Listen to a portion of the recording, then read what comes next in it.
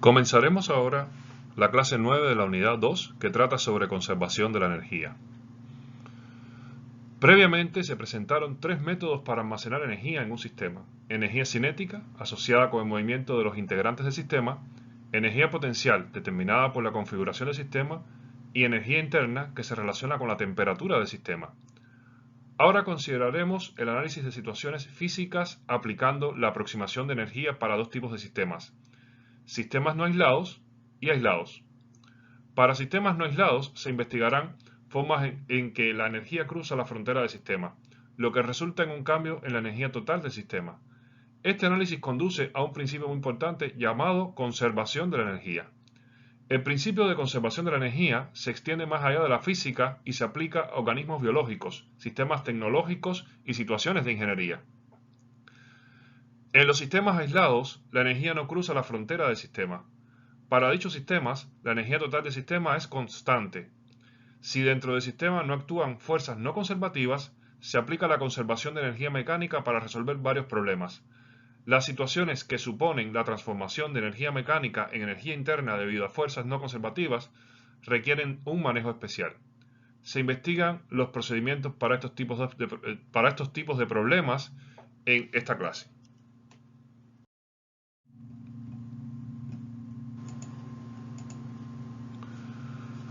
Como se ha visto, sobre un objeto que se representa como partícula pueden actuar fuerzas diferentes, resultando un cambio en su energía cinética.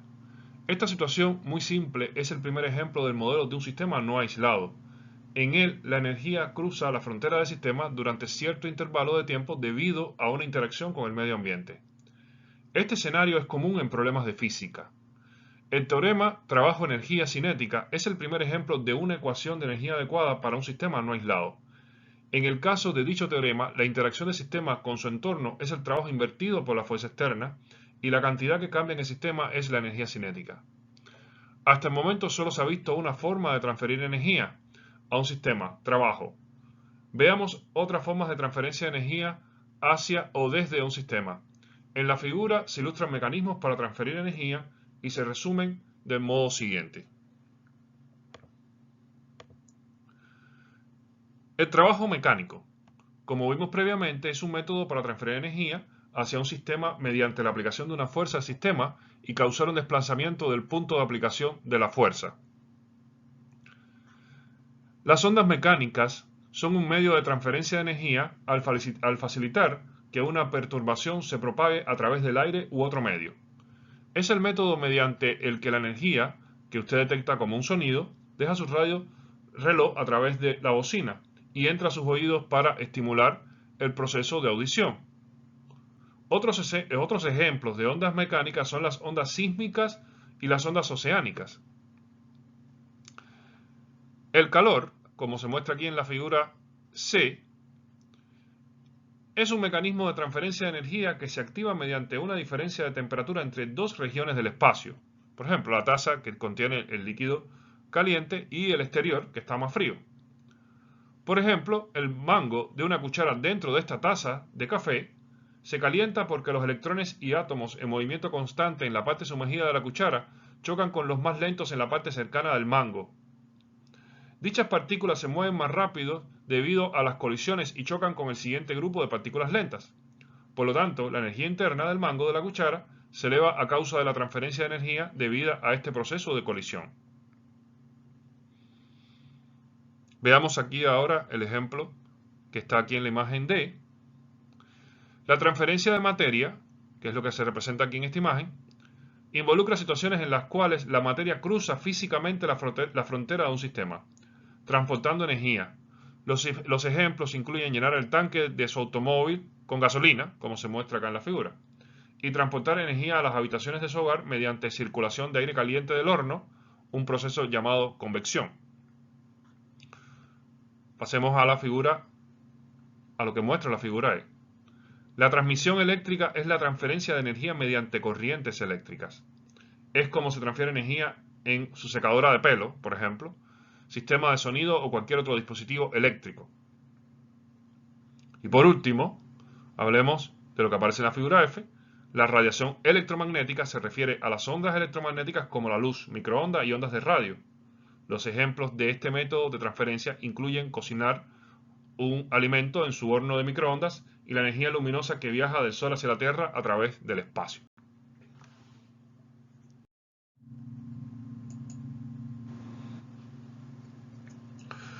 Una característica central de la aproximación de energía es la noción de que no se puede crear ni destruir energía.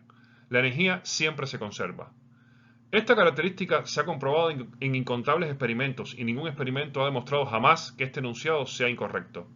Debido a eso, si la cantidad total de energía en un sistema cambia, solo es porque la energía cruzó la frontera del sistema mediante un mecanismo de transferencia, como alguno de los métodos mencionados anteriormente. Vamos a ver que matemáticamente la conservación de energía se puede describir de este modo, donde la energía total del sistema va a ser igual a la cantidad de energía transferida a través de la frontera del sistema, donde la energía del sistema va a ser la energía total del sistema, incluidos todos los métodos de almacenamiento de energía, que se refieren a energía cinética, potencial e interna, y T va a referirse a transferencia. T representa la transferencia. Es la cantidad de energía transferida a través de la frontera del sistema mediante algún mecanismo, que puede ser trabajo, calor, o puede ser algún otro tipo de mecanismo que identificamos aquí como Tx. Suponga que se aplica una fuerza a un sistema no aislado y el punto de aplicación de la fuerza se mueve a través de un desplazamiento. Por lo tanto, suponga que el único efecto sobre el sistema es cambiar la rapidez. En este caso, el único mecanismo de transferencia es el trabajo y la única clase de energía en el sistema que cambia es la energía cinética. De modo que la diferencia del sistema se reduce solo a la diferencia de la energía cinética. O sea, lo que teníamos aquí como diferencia del sistema se redujo solo a diferencia de energía cinética. Por consiguiente, la ecuación se convierte en el teorema trabajo-energía cinética, como tenemos acá, que es un caso especial del principio más general de conservación de la energía. O sea, lo que ya habíamos visto del teorema trabajo-energía cinética es justamente un ejemplo de conservación de energía, donde solamente aquí tenemos energía cinética y donde solamente tenemos aquí trabajo.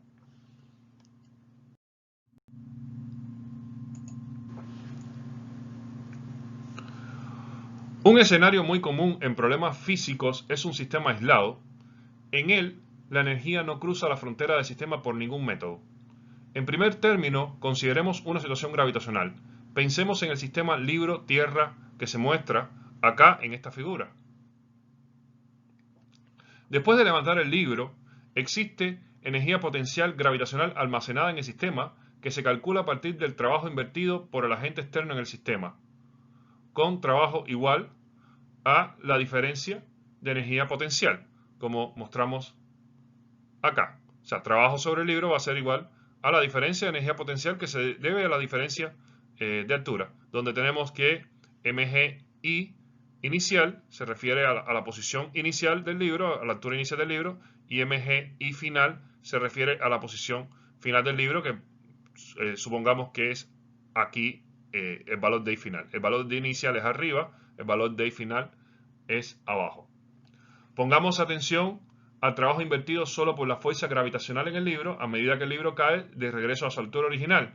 Mientras el libro cae desde I inicial a I final, el trabajo invertido por la fuerza gravitacional en el libro va a ser lo que aparece aquí. Si nosotros consideramos a partir del teorema trabajo, energía cinética, tenemos que el trabajo sobre el libro va a ser igual a la diferencia de energía cinética del libro. Por lo tanto, quiere decir que yo puedo igualar estas expresiones y me queda que la diferencia de energía cinética del libro va a ser igual a la diferencia de la energía potencial del libro y me va a quedar que la diferencia de energía cinética es igual a menos diferencia de energía potencial. Tenemos que menos porque al final tenemos que I final menos I inicial está cambiado. O sea, tendríamos que ponerlo final menos inicial sería la diferencia de energía potencial, pero está inicial menos final. Por eso es que aquí queda el signo negativo. Si esto queda así, entonces yo puedo pasar la energía potencial sumando y me queda esta expresión, donde dice que la energía cinética más energía potencial gravitatoria es igual a 0. Del lado izquierdo yo tengo la suma de cambios de energía almacenadas en el sistema, y del lado derecho tengo 0 porque no hay ninguna transferencia de energía a través de la frontera del sistema. Recuerden que habíamos visto que acá estarían del lado izquierdo los valores de energía y del lado derecho estarían las transferencias, y como la transferencia me dio 0, entonces la transferencia terminó siendo un sistema que no tiene transferencias con el exterior. Eso quiere decir que el sistema libro-tierra quedó aislado del medio ambiente porque no hay transferencias. Aquí tenemos que esto dio igual a 0. Si yo tengo un sistema aislado con cualquier tipo de energía potencial, no necesariamente la gravitatoria, entonces yo podría decir que esta expresión podría llevarla a una manera más general, de energía cinética más energía potencial igual 0. Donde aquí estoy indicando que la energía potencial no tiene por qué ser gravitatoria, podría ser la energía también elástica de un resorte. Si yo desarrollo esto, entonces la energía cinética es energía cinética final menos energía cinética inicial, porque es delta de energía cinética, y el delta de energía potencial es U final menos U inicial. Si yo tengo esta expresión, la podría ordenar aquí, o sea que cinética final más potencial final es igual a cinética inicial más potencial inicial. Quiere decir que la energía que había al inicio fue igual a la energía que había al final, o la suma de energía cinética y potencial que va a aparecer en una etapa posterior van a ser igual a la suma de energía cinética y potencial que había en una etapa anterior. Si yo llevo esto para la situación del libro, entonces puedo ponerlo así: la energía cinética final y energía potencial final con sus expresiones de energía cinética, que es un medio F final al cuadrado, y la potencial gravitatoria, que es mg final, igual a un medio mv inicial al cuadrado más mg i inicial, y me queda esta expresión.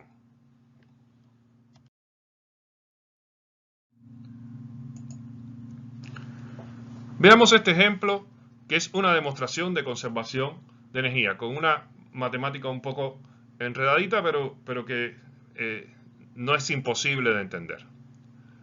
Se lanzan 3 bolas idénticas desde la parte superior de un edificio, todas con la misma velocidad inicial.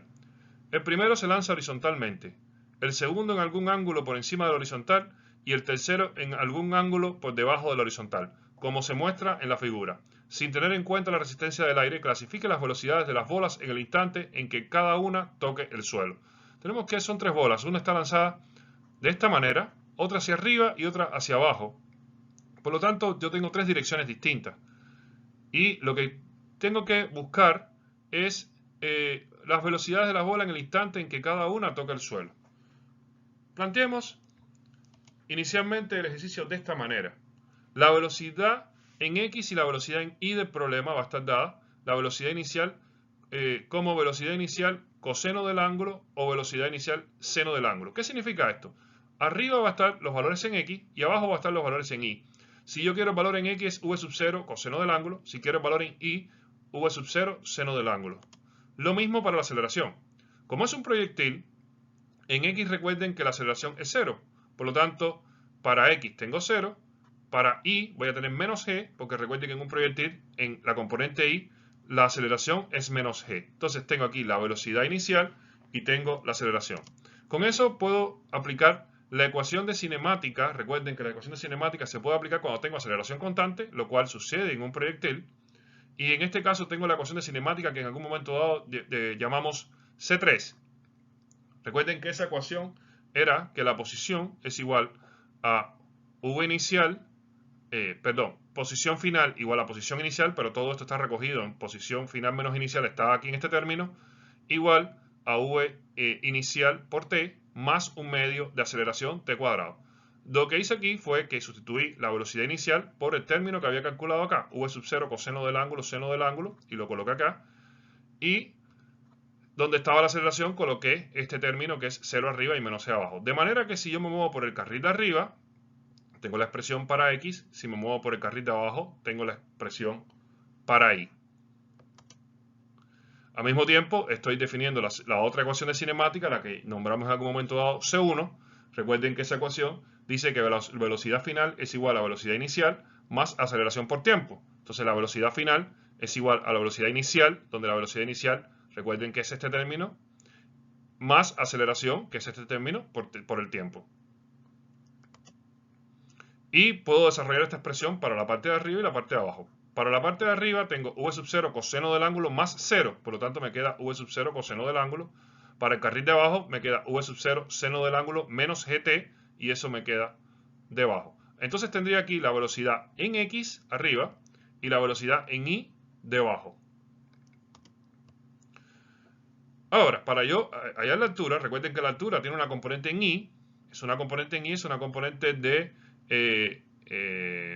dimensión en y, entonces puedo usar esta expresión, la expresión C3, pero llevada solamente por el carril de y. El carril de y, recuerde que es el de abajo. Entonces, la altura sería RT, sería la altura, V sub 0 seno del ángulo T, eso sería lo que va acá, menos un medio G T cuadrado, eso sería acá. Y tengo la expresión para el eje Y.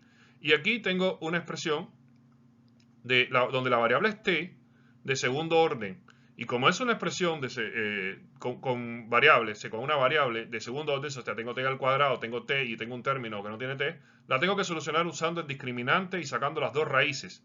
Para eso deben recordar que las raíces se calculan con la expresión menos b más menos raíz cuadrada de b cuadrado menos 4ac sobre 2a. Para eso tengo que tener claro quién es a, quién es b y quién es c de la ecuación. En este caso, a va a ser el término que está elevado al cuadrado, por lo tanto a va a ser g sobre 2, si lo paso sumando para allá. B va a ser v sub 0 seno del ángulo, como pasa restando para allá, sería menos v sub 0 seno del ángulo. Y C va a ser h. Entonces con eso hallo las raíces. Y cuando hallo las raíces, llego a una expresión que la puedo transformar un poco y llegar a esto. Esta es la expresión que me dio, por ejemplo, si yo tengo menos b más menos raíz de b cuadrado menos 4ac sobre 2a. Lo que hice fue poner menos b sobre 2a más menos raíz cuadrada de b cuadrado menos 4ac sobre 2a. Si eso pasa así, entonces menos b sobre 2a me queda esta expresión, porque recuerden que este es b, que pasó negativo, y entonces me queda positivo, sobre 2a, este era a, y que era positivo, entonces sobre 2a se canceló el 2 con el 2 y con conclusión me quedó esto. O sea, si uno desarrolla la expresión para hallar las raíces, va a tener que vas a llegar a una expresión como esta. Y esta expresión es la que me da el valor de t. Las raíces, que son dos valores más y menos, el valor positivo y un valor negativo de t. Vuelvo a la expresión de la velocidad, como la tenía antes. Tenemos que la velocidad es igual a v sub 0 coseno del ángulo sobre seno del ángulo aquí. Y aquí tengo 0 menos e por t. Donde está t, entonces coloco toda esta expresión. O sea, lo que hice acá fue colocar toda la expresión de t aquí en esta ecuación, y entonces tengo toda esta expresión, que se puso bastante compleja, pero que vamos a ver que no se mantiene compleja mucho rato. Con esta expresión, entonces hago un desarrollo y me queda aquí v sub 0 coseno del ángulo, seno del ángulo, y aquí tenemos 0 por todo esto, se va, y abajo, por lo tanto, queda 0 multiplicado por todo esto, queda 0, y menos e multiplicado por todo esto, transforma un poco este término, como vemos acá.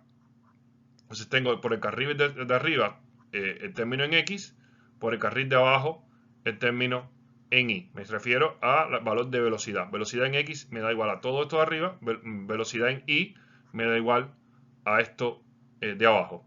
Con el valor de v en x y v en y, entonces yo puedo desarrollar para buscar obtener v. Para eso primero, bueno, junto todo y me queda v sub 0 coseno del ángulo más 0 y me queda v sub 0 coseno del ángulo, y por debajo me queda v sub 0 seno del ángulo más menos v sub 0 seno del ángulo más menos esta raíz. Tenemos que aquí era v sub 0 seno del ángulo menos v sub 0 seno del ángulo, eso se va, este positivo y este negativo se van, entonces debajo solamente me queda la raíz con el más menos. Esto que tengo acá es el valor de v. Arriba es vx y abajo es vi. Si yo quiero sacar el valor de v, recuerden que tendría que usar Pitágoras y me queda que v cuadrado es igual a v en x cuadrado más v en y cuadrado. Y eso es lo que hago acá. Si yo saco Pitágoras acá, me queda v cuadrado igual a v sub 0 cuadrado, coseno cuadrado del ángulo, más menos, y más menos al elevar al cuadrado se va, y ya no me queda la ambigüedad, y todo esto me queda como está aquí, sin la raíz, porque este término elevado al cuadrado más este término elevado al cuadrado me da v cuadrado y me queda esta expresión. Y el v cuadrado, lo que hice fue que pasé el cuadrado para acá y volví a quedar otra vez en la raíz. Y esta expresión que me queda acá tiene v sub 0 al cuadrado por coseno al cuadrado del ángulo más v sub 0 cuadrado por seno cuadrado del ángulo. Esto es una identidad trigonométrica donde si yo sumo el coseno cuadrado más el seno cuadrado me da 1. Por lo tanto, aquí me va a quedar v sub 0 cuadrado por 1 menos 2gh y me queda esta expresión. Finalmente, la velocidad es igual a raíz cuadrada de v sub 0 cuadrado menos 2gh.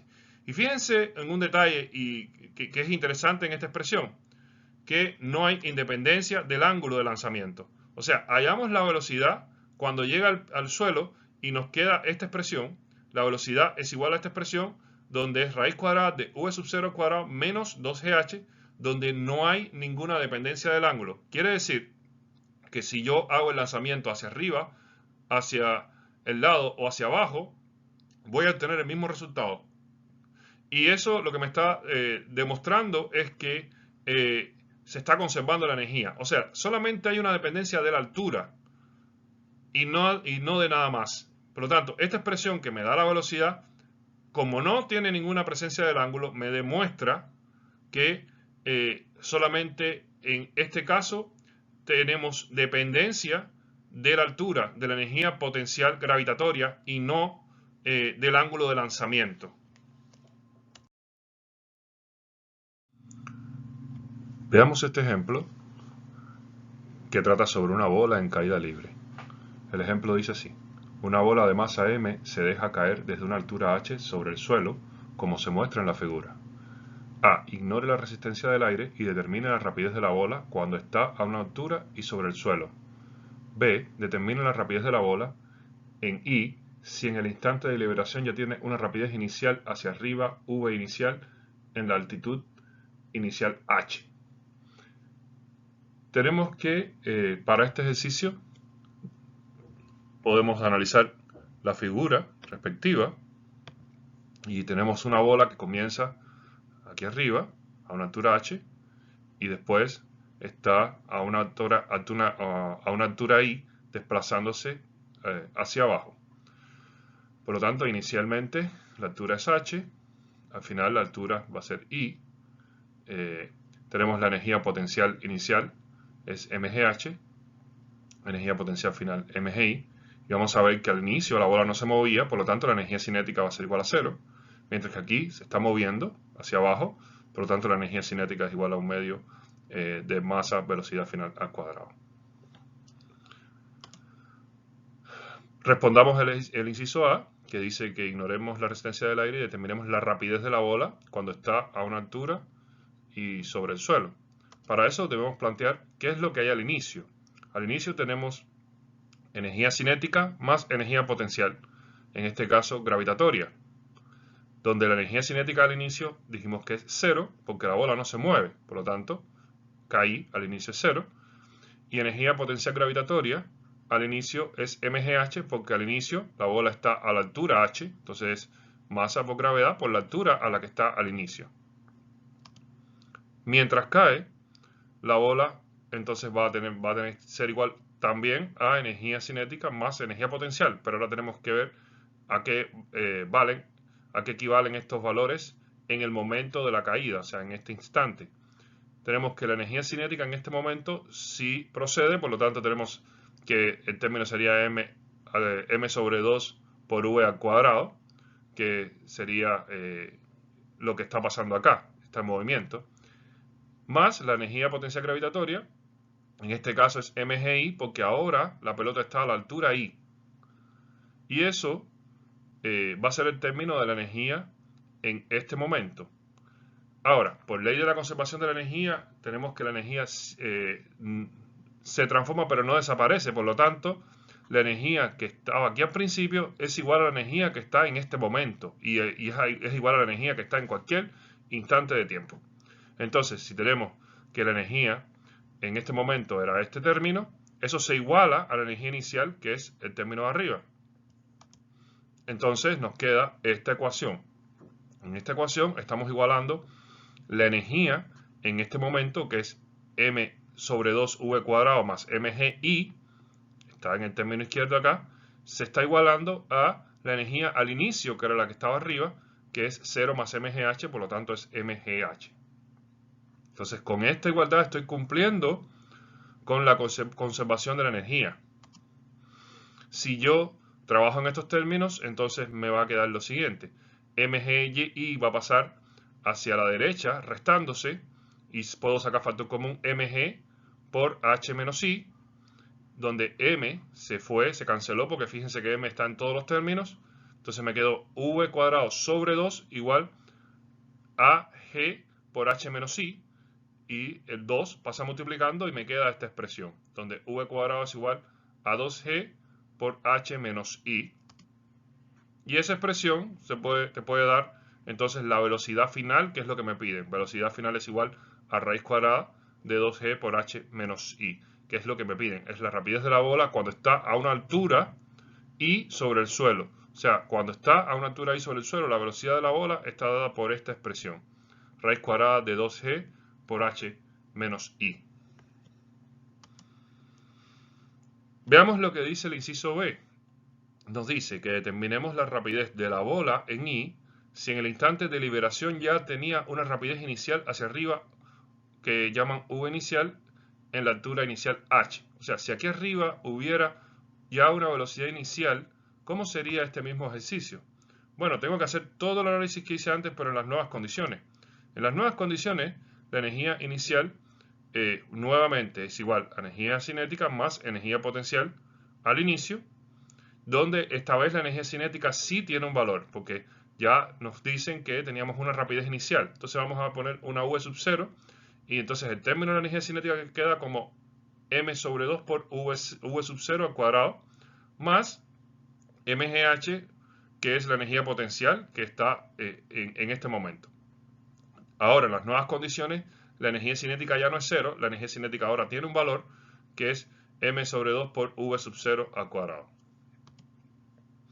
Mientras cae, todo queda igual. Mientras cae, vamos a ver que vamos a tener energía cinética más energía potencial, igual al término de la energía cinética, que es m sobre 2 por v al cuadrado, más la potencial, que es mgi, y este término, fíjense que queda exactamente igual a como lo habíamos visto en el inciso A. No cambia nada, porque nuevamente la bola está pasando por acá con las mismas condiciones.